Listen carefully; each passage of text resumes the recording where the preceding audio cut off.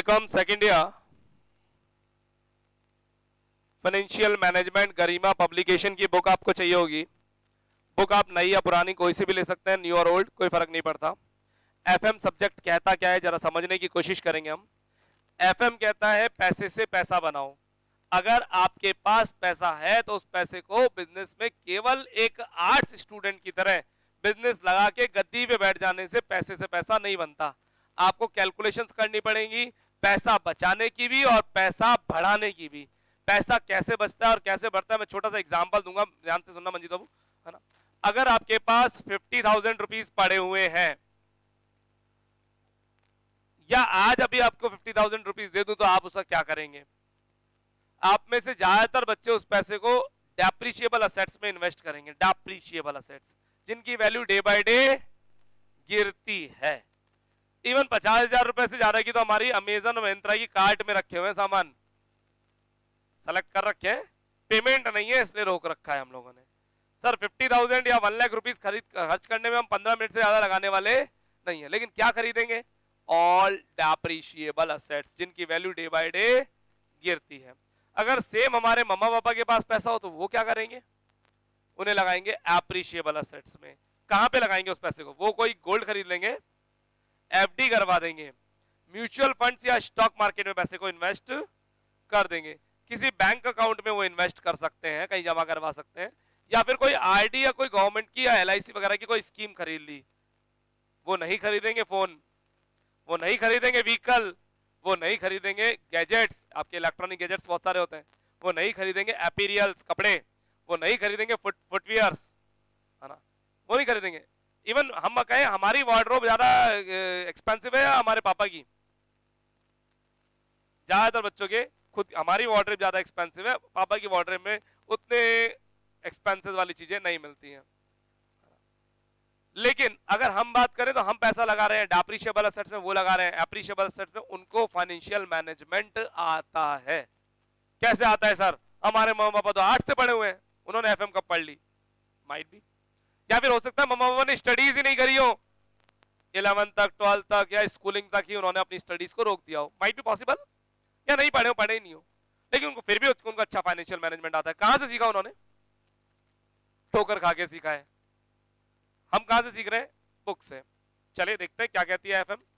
FM कहती है, एक कोटेशन लिखिएगा please, finance is a life blood for business.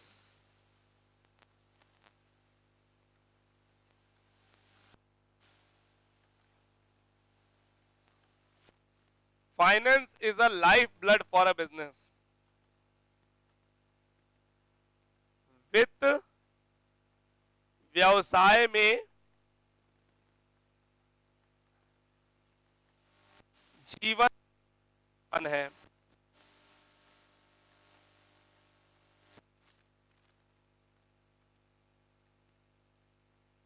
एक बार ब्रेक लगाएंगे।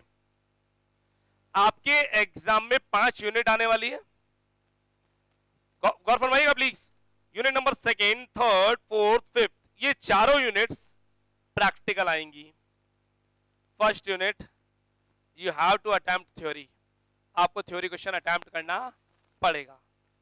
जो पहला क्वेश्चन आप अटेम्प्ट करेंगे वो थ्योरी होगा, लेकिन इस पहले क्वेश्चन को सबसे पहले अटेम्प्ट नहीं करना, ये मेरी गाइडलाइन है। कैसे अटेम्प्ट करना है वो मैं आपको अलग से बताऊंगा, क्या अटेम्प्ट पहले करना है क्या बाद में करना है, वो स्कोरिंग का तरीका मेरा है, मेरे आप मुझे फॉलो करें। अब सुनो, जो फर्स्ट क्वेश्चन थ्योरी वाला होगा ना, उसकी फर्स्ट लाइन यही लिखनी है एग्जाम में। कोटेशन से हम अपना काम शुरू करेंगे। Finance is a life blood for a business, वित्त व्यवसाय में जीवन रक्त के समान है। अब इसको कोटेशन को लिख दिया, अब इस कोटेशन को एक्सप्लेन करना होगा। एक्सप्लेन करने के लिए मिनिमम 1 पेज लिखेंगे। 1 पेज यानी 8-10 लाइन, कॉपी की विद आपको पता है छोड़ जाती है ना। तो वहां क्या लिखना है जरा समझते हैं। सबसे पहले बताना है आपकी बॉडी में ब्लड का क्या रोल है। आपकी बॉडी में ब्लड का क्या रोल है? क्या हमारी बॉडी में ब्लड का रोल है? सर सब कुछ ही। ब्लड सर्कुलेशन रुका और बॉडी जाम होना शुरू। पांव सो जाता है, पांव झन्नाट पैदा करता है, बोलते हैं हम लोग, है ना। ब्लड सर्कुलेशन का तो गेम है सारा का सारा। ब्लड का सर्कुलेशन रोको, बॉडी का वो पार्ट काम करना बंद कर देगा। बिजनेस में पैसा रोक दो, जहां पैसा रोका वही लोग काम करना बंद कर देंगे। मशीन की रिपेयर मेंटेनेंस मत कराओ, वो काम करना बंद कर देगी। लेबर को सैलरी मत दो, वो काम करना बंद कर देगा। मकान मालिक को रेंट मत दो, वो बिजनेस के ताला लगा देगा। पैसे से तो सब कुछ चलता है। तो जितना इंपॉर्टेंट रोल आपकी बॉडी में, लाइफ में ब्लड का है, सेम उतना ही इंपॉर्टेंट रोल बिजनेस में फाइनेंस का है।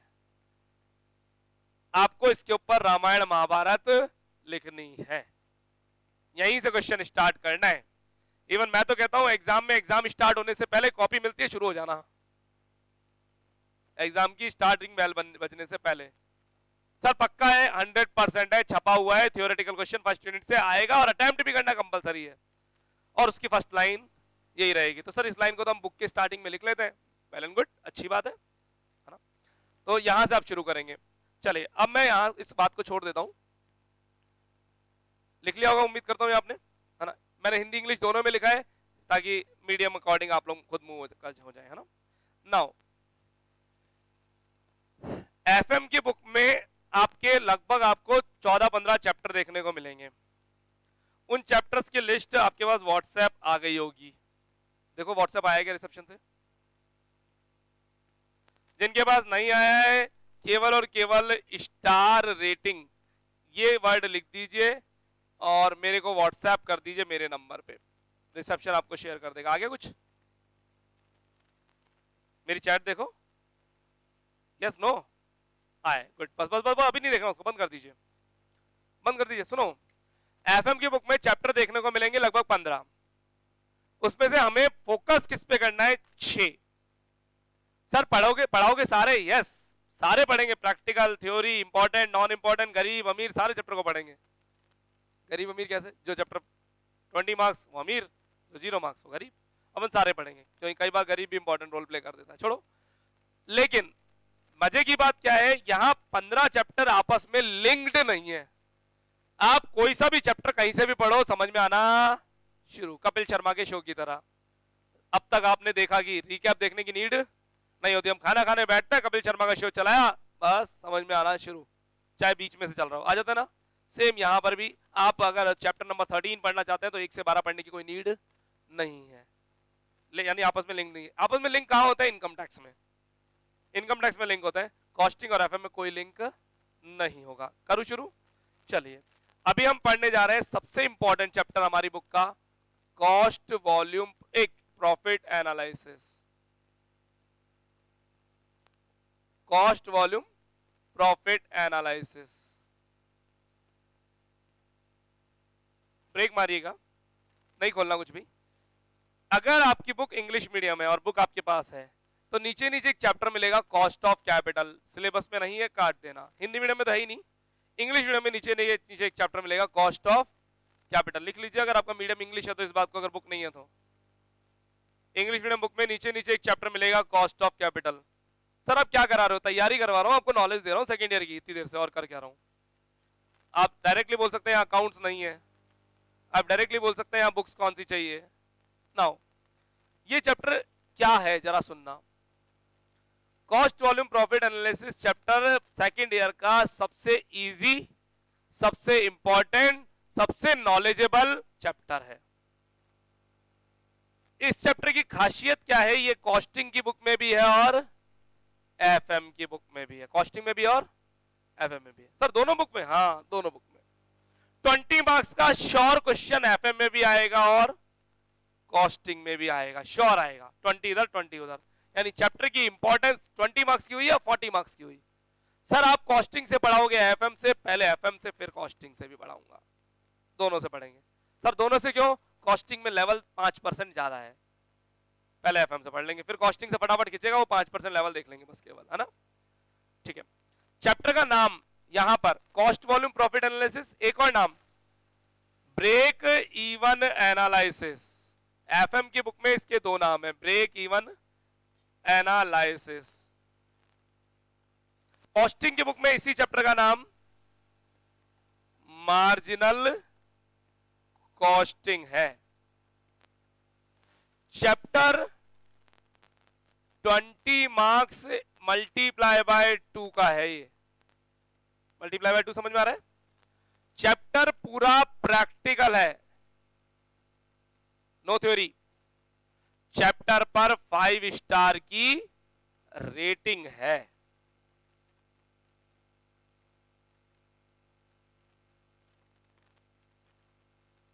Chapter life point of view से इतना इंपॉर्टेंट है कि आपकी लाइफ में जब आप कमाना शुरू करेंगे डेली काम आएगा।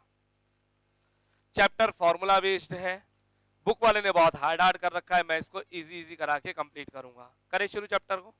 यस, चैप्टर कहता है, चैप्टर का नेम हेडिंग डालिए प्लीज। सर चैप्टर का सीरियल नंबर बता दो ना। नहीं बताऊंगा क्योंकि हर बुक में सीरियल नंबर चेंज हो जाता है, कहीं 7th चैप्टर कहीं 8th चैप्टर है। जिन्होंने पहले पढ़ा हुआ है दोबारा पढ़ेंगे, पढ़ते जाएं प्लीज। जिन्होंने मेरे से पहले पढ़ा हुआ है कई बार दोबारा पढ़ेंगे।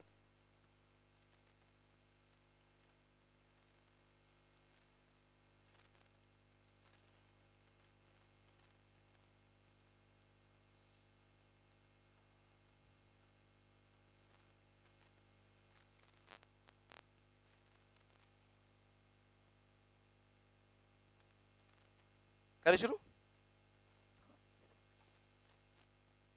यस यस यस, कोई दिक्कत नहीं, हम अगली क्लास में बहुत सारा पढ़ेंगे, मुझे टाइमिंग का कहीं इशू नहीं है, मैं बहुत सारी बातें इधर उधर की डिस्कस भी तो करता हूँ। यस, एक होती है सेल्स, लिखना नहीं है प्लीज, डोंट राइट। उसमें से हम माइनस करते हैं वेरिएबल कॉस्ट। इस वेरिएबल कॉस्ट में से माइनस करते ही हमारे सामने आ जाता है बच्चों कंट्रीब्यूशन। कंट्रीब्यूशन में से फिक्स कॉस्ट माइनस कर देते हैं हम लोग, ये लीजिए फिक्स्ड कॉस्ट, हमारे सामने प्रॉफिट आ जाएगा। यहां हिंदी किसी को नहीं लिखनी है, फिर भी मैं हिंदी हल्की सी बताऊंगा, चाहे आपका मीडियम हिंदी हो चाहे इंग्लिश, सबको एग्जाम में इंग्लिश में ही अटेम्प्ट करना है। क्या होती है सेल्स, मुझे बताने की नीड नहीं है। नहीं है सेल्स।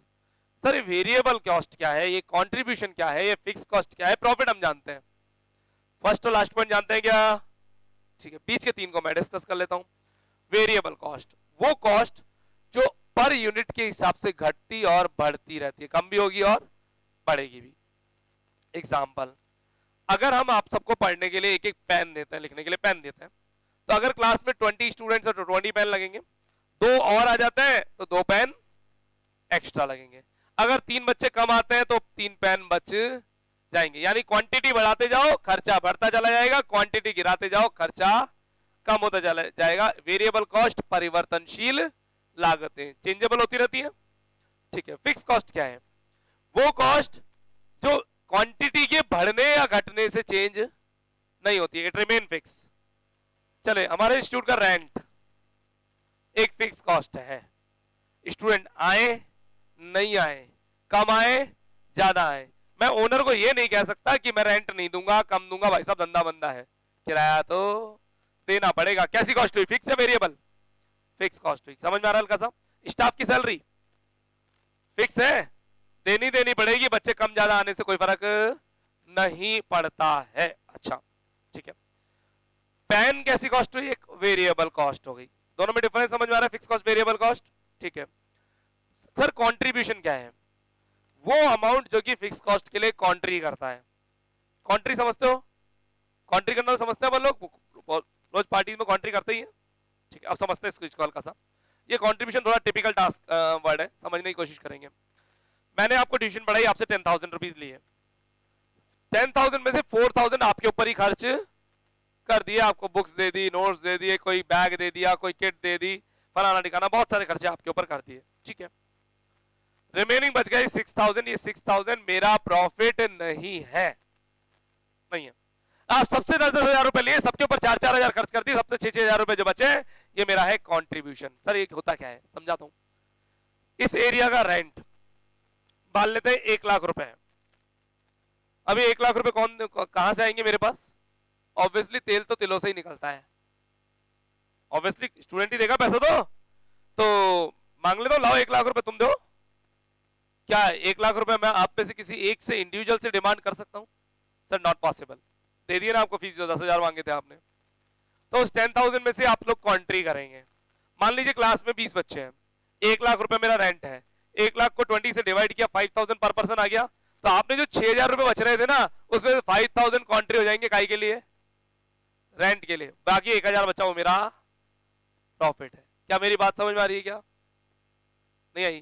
4000 आप पे खर्च कर दिए, 5000 आपने कॉन्ट्री किया काय के लिए? फिक्स कॉस्ट के लिए, रेंट के लिए। तो ऐसे फिक्स कॉस्ट के लिए आप सब मिलके कॉन्ट्री करते होंगे, इवन आप सभी क्यों, आपसे पहले वाला बैच और आपके बाद वाला बैच भी कॉन्ट्री करता होगा।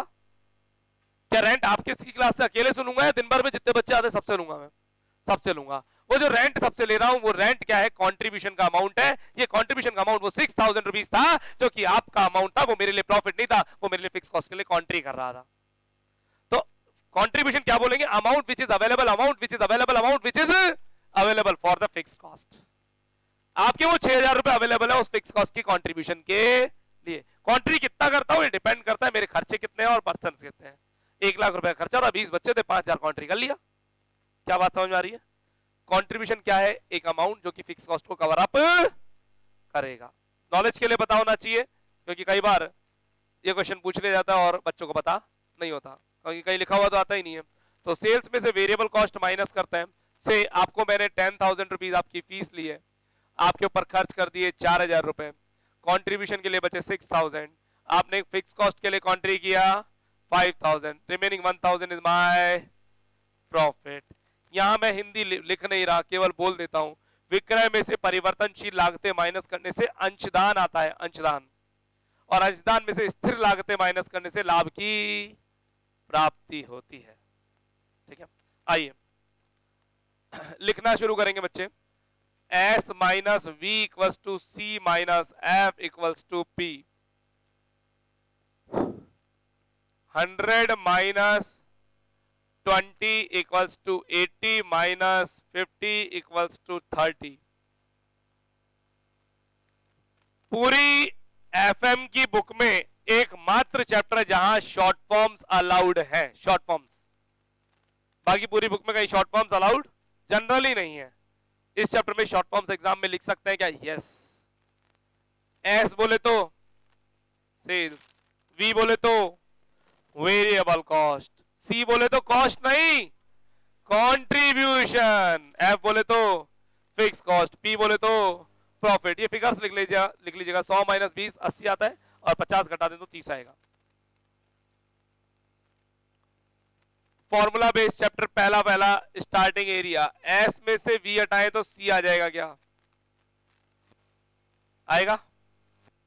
एस में से वी हटा दो सी आएगा, ये तो दिख ही रहा है सभी को। हाँ जी, इस चैप्टर की बैकबोन ये स्ट्रक्चर है। हर जगह इसी स्ट्रक्चर से हम शुरुआत करेंगे। 1 मिनट, मैं प्राउडली कहता हूं मेरे से अच्छा, मेरे से फास्ट इस चैप्टर को कोई नहीं पढ़ाता पूरे राजस्थान में। और इस चैप्टर की एक सबसे खासियत बात जो मैं बताना भूल गया हूं आपको, बताना चाहूंगा। इस चैप्टर के क्वेश्चन को एग्जाम में करने में पता है कितनी मिनट लगती है? 5 से 6 मिनट बस। हो 20 मार्क्स के क्वेश्चन को करने के लिए आधा घंटा देती है यूनिवर्सिटी, हाफ एन आवर। और लगता भी है, हमने फर्स्ट ईयर दिया है सर, लगता है आधा घंटा। ये एकमात्र चैप्टर जिसको क्वेश्चन 5 से 6 मिनट में सारे क्वेश्चन सॉल्व हो जाएंगे। कोई सा भी क्वेश्चन उठा लो, मैं प्रूव करके बताऊंगा। 7 ईयर सॉल्व पेपर की बुक आ जाने दो, आप ही सॉल्व करेंगे 5-5 मिनट में। इवन 7 ईयर सॉल्व पेपर क्यों, इसी चैप्टर के एंड में हम देखेंगे 5 मिनट में आपका क्वेश्चन सॉर्ट आउट होगा। यानी 5 मिनट में 20 मार्क्स कॉस्टिंग में, 5 मिनट में 20 मार्क्स एफएम में, हो गए 20-20, है ना? और हम ऐसे स्कोर करते चले जाएंगे। तो ये बाबा जी की बूटी है। अगर एग्जाम के लास्ट दिन मेरे पास कोई बच्चा आता है और कहता है सर हमने कुछ नहीं पढ़ा, पास करा दो, तो सबसे पहले इसी चैप्टर को लेके बैठते हैं और स्पीड से खींचते हैं। तो ये सबसे स्कोरिंग एरिया है ना, इजी लड्डू जिसे बोलते हैं। आइए, अगर मैं एफ में पी एड ऑन कर दूं तो सी आएगा क्या? चेक करो। एफ में पी एड ऑन कर दे तो सी आएगा। उल्टा चल रहा हूं, पहले एस माइनस पी करा, अब F minus P, F plus P कर दिया। फिक्स कॉस्ट में प्रॉफिट को ऐड कर दे तो भी कंट्रीब्यूशन आता है। फॉर्मूले अब स्टार्ट होंगे है। फिर ये क्या था? ये केवल बेस चल रहा था चारों तरफ का। सर फॉर्मूले कितने? बहुत ज्यादा नहीं, बहुत ज्यादा नहीं, मात्र 7-8 फॉर्मूला से पूरा चैप्टर करा दूंगा। आपकी बुक में 30 फॉर्मूला आपको देखने को मिलेंगे। मैं एक भी क्वेश्चन बुक के तरीके से नहीं कराऊंगा, मेरा तरीका अलग है और मार्क्स स्कोर करेंगे। जुगाड़ टेक्निक्स है ना, सॉरी शेयर मार्केट नहीं, आज सैटरडे ऑफ है। चलिए पहला फॉर्मूला करें शुरू। Profit volume ratio profit volume ratio लिखना शुरू करना है भाई। शॉर्ट में सारी दुनिया इसको पीवी रेशियो के नाम से जानती है। पी और वी के बीच में स्लैश आएगा कुछ इस तरह। खुला खुला लिखें, साफ सुथरा लिखें, ये नोट्स एरिया है। पीवी रेशियो करें शुरू? यस, बोर्ड पे प्लीज। हिंदी में बोलते हैं लाभ मात्रा अनुपात। बस बोल देता हूं मैं हिंदी, ताकि हिंदी मीडियम वालों को लगे हिंदी में पढ़ा रहे हैं। मैं नहीं चाहता हिंदी मीडियम वाले बच्चे हिंदी के रह जाएं। हिंदी कहीं काम नहीं आती बच्चों, किसी प्राइवेट जॉब में नहीं, किसी गवर्नमेंट जॉब में नहीं, है ना, कहीं किसी बिजनेस में नहीं, सब जगह इंग्लिश काम आनी है। इंग्लिश के बन जाओगे। जो पुराने बच्चे आप लास्ट बेंच वाले सारे, है ना, पिछले साल मेरे से जुड़े थे, तब कितनी दिक्कत आती थी तुम्हें शुरू में, सर हिंदी में पढ़ाओ। अब आप कंफर्ट हो गए, अब कोई नहीं बोलता मुझे, है ना।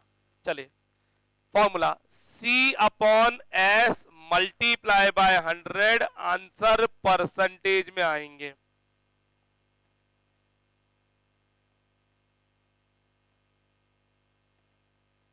यस, C बोले तो contribution divided by sales into 100, answer percentage में आएंगे। इस फॉर्मूले का नाम रखा हुआ है मैंने एडमिट कार्ड फॉर्मूला। नाम रख देते हैं प्यार से, प्यार करोगे तो चीजें आसानी से याद होंगी। यस, इसको एडमिट कार्ड फॉर्मूला क्या बोला, सुनना जरा। इस फॉर्मूले के बिना इस चैप्टर का एक भी क्वेश्चन सॉल्व नहीं हो सकता। इस फॉर्मूले के बिना इस चैप्टर का एक भी क्वेश्चन सॉल्व नहीं हो सकता। क्वेश्चन मांगे नहीं मांगे, आपको भिड़ते ही हमेशा सबसे पहले पीवी रेशियो हर क्वेश्चन में अप्लाई कर देना है। सर ये है क्या? सेल्स का, सॉरी कंट्रीब्यूशन का सेल्स पर परसेंटेज। भाई आप लोग 10,000 फीस थी, 4,000 आप पे खर्च कर दिया, 6,000 बचा। ये 6,000 is the 60% amount of your fees that is available for the contribution fix cost. Sorry, आपका 60% पैसा कंट्रीब्यूशन के फिक्स कॉस्ट के लिए अवेलेबल रहता है। ये पीवी रेशियो के का एक्सप्लेनेशन है। अब इसको एडमिट कार्ड क्यों बोला? एडमिट कार्ड के बिना क्या एग्जाम दे पाओगे? नहीं, चाहिए। और एडमिट कार्ड के लिए बोला जाता है बाय डिफॉल्ट लेके जाना ही जाना है, लेके जाना है। तो सेम इस फॉर्मूले के बिना पहली बात तो क्वेश्चन सॉल्व नहीं कर सकते। और इसके लिए क्वेश्चन बोले या लेके जाना है, बोले या ना बोले आपको एक फॉर्मूला लेके जाना है। यानी ब्लाइंडली हमेशा भिड़ते ही सबसे पहले एडमिट कार्ड फॉर्मूला हमेशा लगाना PV ratio. Yes, second formula, profit अगर आपको कैलकुलेट करना है तो सेल्स को पीवी रेशियो से मल्टीप्लाई करें और माइनस कर दीजिए फिक्स कॉस्ट। खुला खुला लिखेंगे प्लीज, स्पेस छोड़ते हुए, थोड़ी सी लाइनें ब्लैंक रहनी चाहिए। फिक्स कॉस्ट निकालनी है तो सेल्स को पीवी रेशियो से मल्टीप्लाई कर दीजिए और माइनस कर दीजिए प्रॉफिट्स।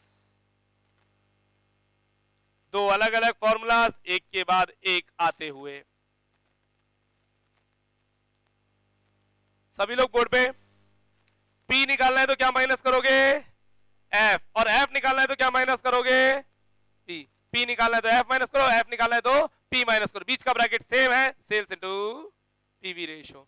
इस फॉर्मूले का भी नाम रखा हुआ है हमने संकट मोचन फॉर्मूला।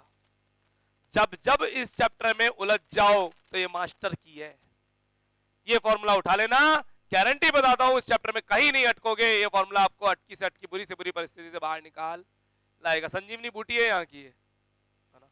तो एक फॉर्मूला पढ़ा हमने एडमिट कार्ड, है ना। हो सकता है वो मजाक लग रही हो ये सब बातें, जब चैप्टर सॉल्व करोगे ना तब आपको लगेगा यार क्या ब्रिलियंट चीज है निकाल के दी हुई है अलग से। ये मेरा एक्सपीरियंस है, ये मेरी वर्किंग्स है, जो मैंने इस तरह की चीजों को मॉडिफाई कर रखा है। बुक वाला ऐसा कुछ नहीं देता आपको, है ना। ठीक है, बुक वाला दे तो फिर यहाँ क्या होंगे फालतू। प्रॉफिट निकालने के लिए आपको S into PV minus F करना है, एफ निकालने के लिए S into PV minus P करना है।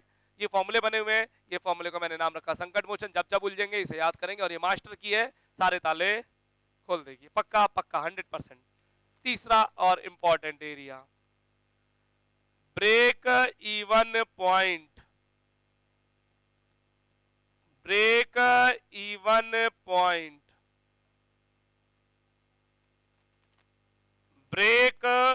1 पॉइंट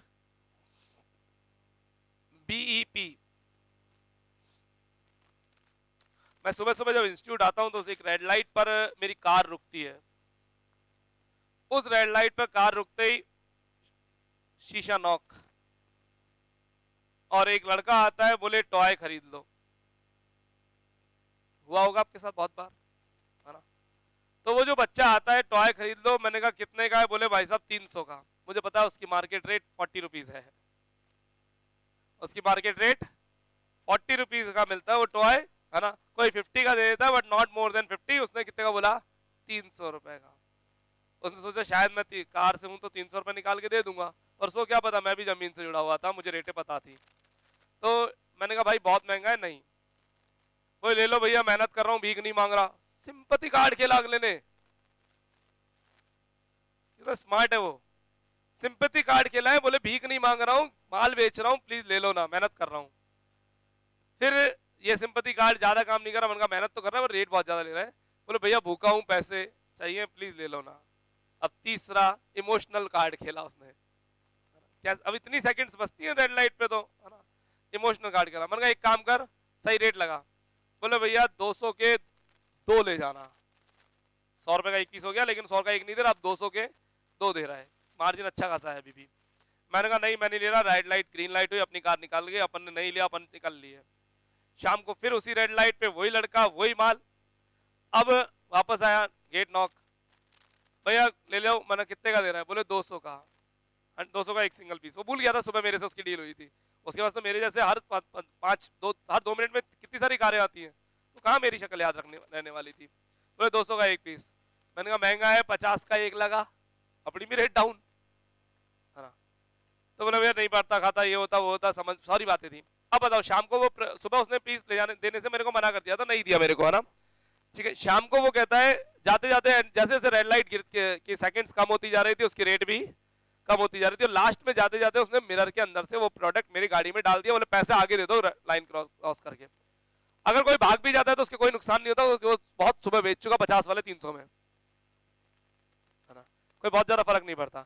लेकिन वो प्रोडक्ट वो मेरे को बेच के जाना चाहता है, वो घर नहीं लेके जाना चाहता। वो जानता है अगर घर लेके गया तो ब्रेक इवन पॉइंट में उसको नुकसान होने की संभावना है। पहली बात क्या नुकसान होगा? वो घर लेके गया तो उसका घर तो है ही नहीं, पहली बात वो फुटपाथ पे सोता है। ठीक है, तो स्टॉक को रखना बहुत बड़ा इशू है, संभाल के रखना। बारिश आ गई तो, किसी ने चोरी कर ली तो संभाल के कहां रखेगा? पॉसिबल ही नहीं है उसके लिए। ठीक है, तो वो चाहता है जाते जाते अपना माल खाली करके जाए, क्योंकि खाली करके जाएगा तो हाथ में क्या आएगा? कैश। और उस कैश से अगले दिन वो नया माल खरीद के लाएगा या सेम टॉय लेकर आएगा? नया माल लेके आएगा। और नया माल लाएगा तो जिस कार वाले को कल बेचा था उस कार वाले को दोबारा ऑफर कर पाएगा? अगर प्रोडक्ट सेम हुआ, मैंने कल ही उससे खरीदा, तो क्या दोबारा वो मैं उससे खरीदूंगा क्या? नहीं, अगले दिन प्रोडक्ट चेंज होगा। वो क्या करेगा? शाम को जाते जाते मेरे को ब्रेक इवन पॉइंट पे भी माल बेच के चला जाएगा। सर क्या होता है ब्रेक इवन पॉइंट? एक नो प्रॉफिट नो लॉस का लेवल, जिसपे ना तो प्रॉफिट होने वाला है ना लॉस। सुबह भाई साहब 6 गुना प्रॉफिट कमा रहा था, 600%। 50 वाला 300 में, शाम को उसने 50 वाला 50 में मेरे को दे दिया। क्यों? वो जानता है कि अगर इसको घर लेके गया तो कुछ मिलने वाला नहीं, और कल और मैं माल नहीं बेच पाऊंगा। अभी उसने शाम को मेरे से 50 रुपए कलेक्ट कर लिए, मार्केट जाएगा, 50 रुपए में नया प्रोडक्ट लेकर आएगा, और कल फिर सारे कार वालों को वही नया वाला माल बेचेगा। क्या बात समझ में आ रही है? क्या उसने ब्रेक इवन पॉइंट पे काम किया? यस, ब्रेक इवन पॉइंट पे काम किया। जितने में माल आया था उतने में बेच के कैश में कन्वर्ट कर लिया, गुड्स संभाल के नहीं रखा। क्या मेरी बात हल्की सी समझ में आ रही है क्या? चलिए, ब्रेक इवन पॉइंट क्या होता है अच्छे से एग्जांपल से और अच्छा से एक्सप्लेन करूंगा। मैं आपको टैली पढ़ा दूं, टैली। और टैली पढ़ाने की फीस मैं आप लोगों से चार्ज करता हूं, मान लीजिए 2000 rupees only for a month. एक महीने में पढ़ा देंगे, 2000 रुपए चार्ज कर रहे हैं। मेरे इंस्टीट्यूट को एक महीने मेंटेन करने की कॉस्ट आती है 18,000 रुपए, मिनिमम फिक्स कॉस्ट है। 18,000 रुपीज लगेंगे, रेंट आएगा, बिजली का मिनिमम बिल आएगा, स्टाफ की सैलरीज आएंगी, ब्ला ब्ला ब्ला, दुनिया भर के खर्चे। थोड़ा फास्ट बोल रहा हूं मैं ना, अगर रिपीट करना हो तो बोल देना, भाई गाड़ी मना कर रही है इसलिए, है ना? चलिए, तो 18,000 रुपए अपने इंस्टीट्यूट की मेंटेन करने की कॉस्ट है, और बच्चों से लेता हूँ 2-2 हजार रुपए। मेरे इंस्टीट्यूट में बच्चे नहीं आ रहे, कौवे उड़ रहे हैं, बड़ी टेंशन है। मैं रिसेप्शन में बैठा हूँ, नजरें लिफ्ट की तरफ है, कब लिफ्ट का दरवाजा खुले और ग्राहक देवता प्रकट हो, कस्टमर, भगवान। सब एक बच्चा आया 2000 आ गए, दूसरा बच्चा आया एक और 2000 आ गए, फिर तीसरा बच्चा आया टोटल 6000 आ गए, 2-2 हजार पर बच्चों से। अपना टारगेट कितना है बताओ ना, 18,000 रुपए। 18,000 के फिक्स कॉस्ट को कवर करने के लिए कितने बच्चे चाहिए? 9 स्टूडेंट्स। क्या ये बात समझ में आ रही है? 9 students is my break even point. जब तक 9 बच्चे नहीं आएंगे ना, अपना दिल धक धक धक धक धक धक। भाई सब कॉस्ट कहां से निकलेगी? बच्चे नहीं आए तो पैसे अपने को अपनी पॉकेट से देने पड़ेंगे, क्योंकि वो तो मिनिमम खर्चा है, वो तो करना ही करना पड़ेगा ना। फिक्स कॉस्ट कवर करना मस्ट है, ठीक है। अगर मैं क्वांटिटी में बात करूं तो मुझे स्टूडेंट चाहिए 9, और हम गल्ले में अमाउंट की बात करूं तो रुपए चाहिए 18,000। कैसी बात कर लो? This is my break even point. जब तक ब्रेक इवन पॉइंट टच नहीं होता बिजनेसमैन को टेंशन रहती है, और ब्रेक इवन पॉइंट अगर एक बार टच हो गया तो फिर प्रॉफिट ही प्रॉफिट है। कैसे सर? बच्चे आ गए 10, 2,000 रुपए का प्रॉफिट, 11 बच्चे आते ही 4,000 का प्रॉफिट, 12 बच्चे आते ही 6,000 का प्रॉफिट, और धीरे धीरे 5 उंगलियां घी में होती चली जाएंगी। क्या मेरे को बैच स्टार्ट करने से पहले ये प्रॉफिटेबिलिटी देखनी पड़ती होगी? मेरे को बिल्कुल नहीं देखनी पड़ती, क्योंकि मुझे मेरे ब्रेक इवन पॉइंट की टेंशन नहीं है। मुझे पता है मैंने बैच शुरू किया तो इतने बच्चे तो आसानी से आ जाएंगे। मेरा ब्रेक इवन पॉइंट बहुत पहले टच हो जाता है, ऑलरेडी बुक्ड होता है, तो मुझे टेंशन नहीं है।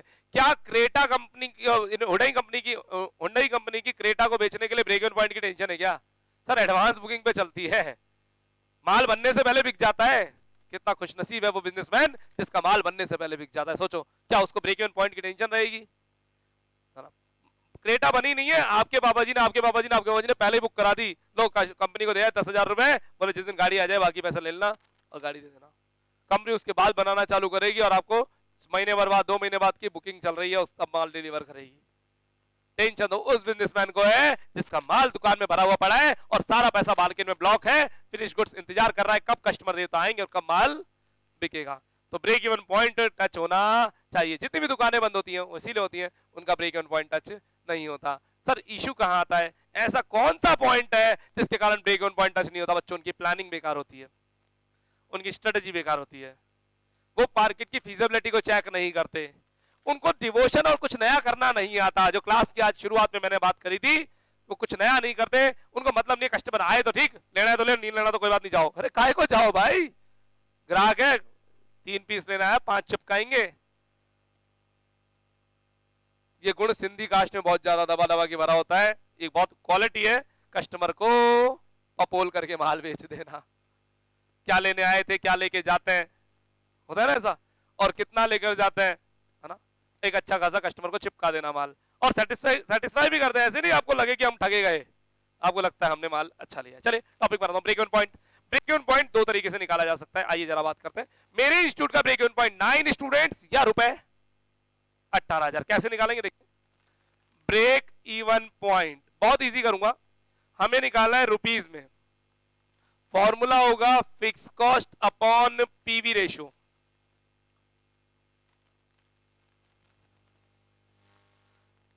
ब्रेक इवन पॉइंट हमें निकालना है यूनिट्स में, फॉर्मूला होगा fix cost upon CPU. Fix cost upon CPU. C cost नहीं, कंट्रीब्यूशन पर यूनिट। अब देखो इशू कहां है, मैं आपको थोड़ी सी ट्रिक सिखाता हूं। मैंने कुछ नहीं किया, आपकी बुक लिखती है नीचे सी, मैं लिखता हूं सीपीयू। आसान, करेक्ट क्या है? करेक्ट तो कंट्रीब्यूशन पर यूनिट ही है। बुक वाला पता क्या लिखता है? बुक वाला लिखता है सी और फिर उसको एक्सप्लेन करता है कंट्रीब्यूशन पर यूनिट। अब बच्चा सी लिखते ही बच्चे ने कंट्रीब्यूशन लिख दिया तो बच्चा तो मारा गया ना। मैं सी लिखता ही नहीं, मैं लिखता ही आऊं सीपीयू, लफड़ाई खत्म, मिस्टेक होगी ही नहीं। भाई कंट्रीब्यूशन है 60,000 रुपए और कंट्रीब्यूशन पर यूनिट है 60 रुपए, 1000 यूनिट्स का। यूनिट कितनी है? 1000। ये समझ में आ रहा है? तो आपको 60,000 रुपए सी है और 60 रुपए सीपीयू है। डिवाइड सीपीयू से करना था। अब बुक क्या करती है, यहां सी लिख देती है, यहां नीचे सी लिख देती है, और सी लिखते बच्चा कंफ्यूज, बच्चा 60,000 पुट करेगा और बैठा रहेगा, पता नहीं क्या क्या। मैं कुछ नहीं करता, मैंने फॉर्मूले को मॉडिफाई कर रखा है अपने बच्चों के हिसाब से। यस, दोनों फॉर्मूलाज में सिमिलरिटी क्या है, समानता। एफ ऊपर वाली मंजिल में सेम है, नीचे क्या है, अगर रुपीज में आंसर निकालना है तो किससे डिवाइड करोगे बच्चों, पीवी रेशो से। यूनिट्स में डिवाइड करना है, आंसर निकालना है तो किससे डिवाइड करोगे, सीपीयू से। लास्ट इंपॉर्टेंट फॉर्मूला बोर्ड पे आता होगा। सर फॉर्मूले और भी है क्या, इक्के दुक्के। Fourth point, sales. क्या कोई बिजनेसमैन ब्रेक इवन पॉइंट पे रुकना चाहेगा, क्या कोई बिजनेसमैन ब्रेक इवन पॉइंट पे रुकना चाहेगा क्या? अरे जवाब दो ना प्लीज, पार्टिसिपेट करो। नहीं रुकेगा। अगर ब्रेक इवन पॉइंट पे रुकना तो घर जाके सो जाते, उसमें भी नो प्रॉफिट नो लॉस था। फालतू बिजनेस किया, मेहनत करी, रिस्क उठाई, माथा बोटी करी, बांध झगड़ करी और नो प्रॉफिट नो लॉस पे रहे, तो फिर काम क्यों किया भाई? यहां आए हो तो 2 पैसा कमाओ, ठीक है। अब सब मेरे इंस्टीट्यूट की कॉस्ट थी रुपए 18,000, वो तो कमाने अपने को ब्रेक इवन पॉइंट के लिए। मेरे घर से कॉल आया, बोले महीने के एंड में 30,000 रुपए कमा लाना। क्या बोल रही है? बोले सुनाई नहीं देता क्या, महीने के एंड में 30,000 रुपीज लेकर के आना। ठीक है, ओके, फोन डिस्कनेक्ट। अब साहब अपना टारगेट चेंज हो गया है, 18 यहाँ के लिए चाहिए और 30 घर के लिए चाहिए। दैट 30,000 इज माय प्रॉफिट ना, ठीक है। अब देखिएगा, सेम सेल्स अगर मैं रुपीज में निकालना चाहता हूं, मुझे बिजनेस से एक तो एफ कमाना है रुपये 18,000 फिक्स कॉस्ट, और प्लस घर के लिए कमाना है profit desire PD divided by PV ratio. एक मिनट मत लिखो प्लीज, डोंट राइट। इस फॉर्मूले में और इस फॉर्मूले में डिफरेंस बताओ। प्रॉफिट डिजायर, सर वहां पीडी नहीं था, क्यों नहीं था? ऊपर लिखा तो है नो प्रॉफिट। जब वहां नो प्रॉफिट नो लॉस था तो फिर प्रॉफिट कहां से आता? लेकिन यहां तो प्रॉफिट कमाना है आपको, तो अब आपका टारगेट 18,000 रुपए प्लस 30,000 रुपए, 18 और 30 48। ये 48,000 रुपीज कमाने के लिए 2,000 रुपए वाले कितने बच्चे चाहिए होंगे, जल्दी बताएं। 24 बच्चे चाहिए। 9 बच्चों में तो इंस्टीट्यूट की टेंशन खत्म थी, और 24 बच्चे आते इंस्टीट्यूट और घर दोनों की टेंशन खत्म हो गई। हम अपने 30,000 रुपए कमा के घर निकल जाएंगे। क्या मेरी बातें समझ में आ रही है क्या? तो हर बिजनेसमैन पहले अपना टारगेट प्रॉफिट डिसाइड करता है। ये छोटी छोटी बातें मैं अलग से बताता हूँ, फॉर्मूला से अलग घूम करके डिस्कशन पे चला जाता हूँ। हर बिजनेसमैन पहले सेल करके फिर प्रॉफिट कमाता है, या प्रॉफिट डिसाइड करके फिर सेल करता है? टारगेट नाम की का एक वर्ड सुना होगा आपने कि जॉब में टारगेट मिलते हैं जॉब्स में टारगेट। मंजीत भैया, मार्केट में कोई ऐसी जॉब नहीं है प्राइवेट वाली जहां आपको टारगेट ना मिलते हो। इवन गवर्नमेंट वाली में टारगेट होता है, सारे पुलिस वालों के टारगेट होते हैं, बोलो तभी तो चालान करते हैं। सारे बैंक वालों के टारगेट होते हैं, गवर्नमेंट बैंक वालों के टारगेट है, ये बैंक ऑफ बड़ौदा, ये पीएनबी, ये एसबीआई, सारे एम्प्लॉइज के टारगेट है इतने लोन बेचने, इतने क्रेडिट कार्ड बेचने, इतने ग्रीन कार्ड बेचने, इतने इंश्योरेंस बेचने, सबके टारगेट है। जब उनके टारगेट है तो अपने को भी जिंदगी में टारगेट तो देखने पड़ेंगे।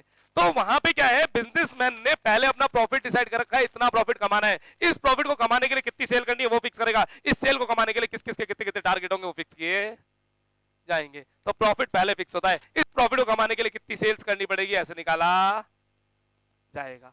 अच्छा अच्छा अच्छा, अगर मैं सेल्स रुपीस की जगह यूनिट्स में निकालना चाहता हूं तो फॉर्मूला रहेगा F plus P D divided by CPU. एक बार देखिए सामने से क्या चेंज आ रहा है, सॉरी एक बार देखिए सामने से क्या चेंज आ रहा है। सेम फॉर्मूलाज, बस केवल ऊपर वाले पार्ट में प्रॉफिट डिजायर ऐड हो गया है बस। तो मैं यहां इसको अलग से हाईलाइट करता हूं। पीडी का मतलब प्रॉफिट जो आप कमाना चाहते हैं, प्रॉफिट डिजायर कर लीजिए प्लीज। आज की क्लास में हम यहीं पे ब्रेक मारेंगे, डिस्कशंस बहुत सारे हो गए आज।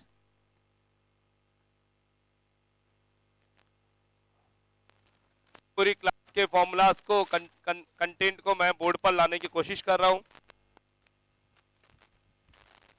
हल्का सा क्लास को जूम इन कर देते हैं।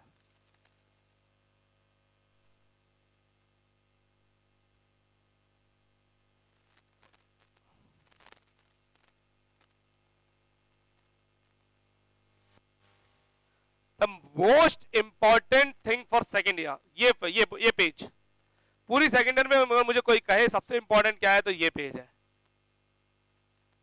यहीं से मैं बात करना चालू करता हूं। अच्छा, एग्जाम में जब आपको पैटर्न दूंगा ना, अटेम्प्ट करना है, सबसे पहले यही क्वेश्चन अटेम्प्ट करवाऊंगा और उस क्वेश्चन में यही फॉर्मूलाज काम आएंगे। सर और फॉर्मूले कितने हैं? हम 80% 85% फॉर्मूले लिख चुके हैं, बस इतने से, बस इतने से। बुक में बहुत सारे हैं, बुक की टेंशन छोड़ो, सारे क्वेश्चन मैं कराऊंगा ना बुक के, आपको क्या टेंशन है? सर इंपॉर्टेंट भी बताओगे? बिल्कुल, triple star, double star, single star, very important छप गया है, सब बताएंगे जो छपा हुआ होगा, है ना, बट समय के साथ। तो आज की क्लास में हम फॉर्मूलाज को यहीं रोकते हैं, कल की क्लास में आने पर इन्हीं को रिवाइज किया जाएगा और आगे पढ़ेंगे। थैंक यू, आज के लिए इतना ही। जाते जाते मेरा फोन नंबर अगर पढ़ते वक्त कोई भी इश्यू आए 9983912345 या 998379 इस 939 की जगह 37 लगा लीजिए 5। भाई साहब ऊपर वाला नंबर कॉलिंग और व्हाट्सएप दोनों के लिए और नीचे वाला नंबर केवल कॉलिंग के लिए। Thank you.